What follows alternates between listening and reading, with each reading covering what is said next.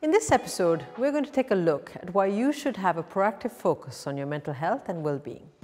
The first thing I'll say, and this is really important, is that you do not wait until you're in crisis to focus on or prioritize your mental health. The good news is that things are improving on this front. People are taking charge of their mental health in a more proactive way today, more than ever before. If I think back 10 years ago, or even less, when people would come to me for help, by the time they came to seek help, they've been struggling for a long time. Mentally, they sometimes were in really bad shape.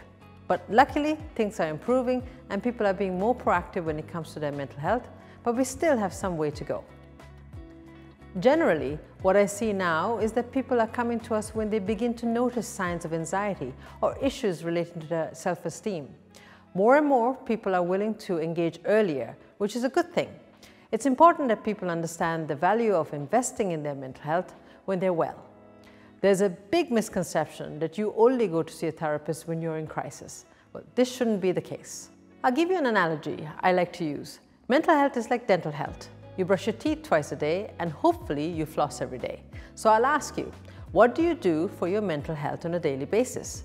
Taking care of your mental health means proactively looking at what you're doing on a daily basis. Learn to be self-aware, because if you are, you'll know how you are when you're well, and then you'll also know how you are when you're unwell.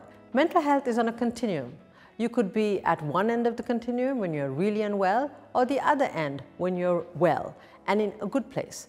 So a lot of us can tend to be in the middle, and we oscillate between the two depending on what happens. So it's imperative we are aware at any given time where we are on that continuum. I'll leave you with this.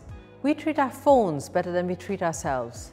The moment we notice the battery is low, we immediately look for a charger. Whereas when it comes to mental health, we can ignore our own body's low battery sign for weeks, months, or even years. We keep going and going on low battery, and then we're surprised when we run out. Imagine that. If you invest in your own mental health on an ongoing basis, you can build the resilience needed to stay on the right side of the continuum, operating at full power for longer.